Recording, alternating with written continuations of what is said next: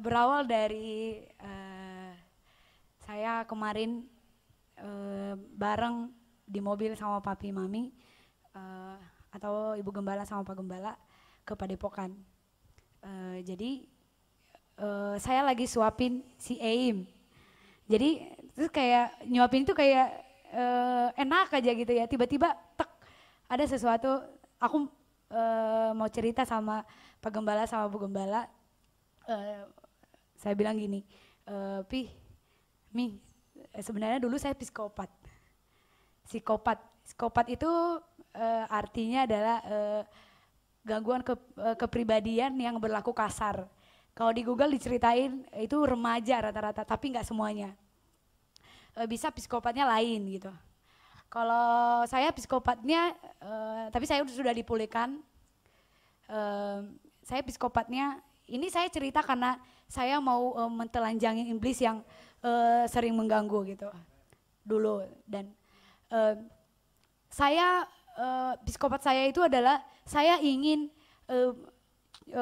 culik anak kecil, saya kurung di satu tempat dan saya siksa gitu. Itu adalah indah banget kalau saya berkhayal seperti itu ya. Jadi pengen saya jedukin, pengen saya siksa, tapi saya nggak kasih mati. Itulah jahatnya saya dulu. Tapi enggak, dalam nama Yesus saya tolak. Tapi saya nggak pernah ngelakuin itu. Saya hanya, dan sampai saya bawa mimpi. Saya tuh enak banget dalam mimpi saya tuh menyiksa anak kecil. Saya tuh pengen tangkep, kurung di satu tempat kayak gedung tua gitu, siksa tapi nggak bikin mati gitu. Itu kejam banget. Dan saya nggak, itu berawal dari saya nggak tahu karena kemarin papi bilang pasti kamu ada kepahitan. Sebenarnya bukan kepahitan. Dulu kalau bapak ibu lihat saya sekarang adalah biasa aja ya. Dulu saya lahir tidak normal, yaitu adalah cacat. Istilahnya kaki saya tuh O dan saya nggak bisa jalan. Itu sampai 4 tahun saya baru bisa jalan. Itu pun masih jalan tuh kayak, dan sekitar saya nggak terima itu. Puji nama Tuhan, saya nggak tahu kenapa saya bisa berdiri seperti ini. Saya bisa pimpin pujian seperti ini. Dulu keluarga saya pun nggak mengakui itu saya. Adik saya nggak mengakui itu kakaknya. Nggak.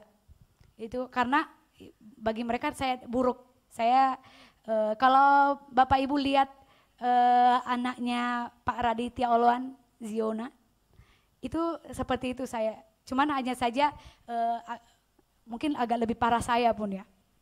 Apalagi di kampung mana ada perawatan kayak gitu. Kalau yang anaknya Pak Raditya Oloan itu udah perawatan khusus segala macam, itu nggak ada saya. Jadi saya nggak ada pengakuan apapun di SD, SMP, SMA pun pada nolak saya. Jadi mungkin karena itu mungkin ya, saya nggak tahu juga tentang itu, tapi tiba-tiba kepribadian ganda itu muncul dalam pikiran saya. Jadi kalau misalnya bahkan kalau saya berantem pun sama adik saya, tapi nggak jadi. Saya kalau nggak sampai mungkin dia menang melawan saya kan. Jadi saya tuh kayak kok saya nggak bisa bunuh dia gitu. Tapi tiba-tiba adem lagi kalau udah ketemu. Tapi rasanya pengen bunuh kayak saya tadi khayalan saya ingin bunuh, siksa tapi nggak mati. Tapi puji nama Tuhan saya udah dipulihkan, dalam nama Yesus tidak akan terjadi lagi. Terbukti kemarin saya lihat di sebuah aplikasi TikTok, itu lagi viral dan itu udah ditangkap. Anaknya sendiri itu kayaknya juga psikopat juga. Dia siksa anaknya dan batin saya yang sakit terbalik kan. Saya pengen bunuh bapaknya. Enggak maksud saya, maksudnya tuh kesal sama bapaknya. Itu soalnya anaknya itu nggak mati tapi ditinju, dikebukin segala macam, sama yang dulu saya berkhayal. Itu nggak tahu kenapa tiba-tiba video itu muncul dan itu bapak itu udah, anaknya sendiri itu bapak itu udah ditangkap karena menyiksa anaknya sendiri tapi nggak mati.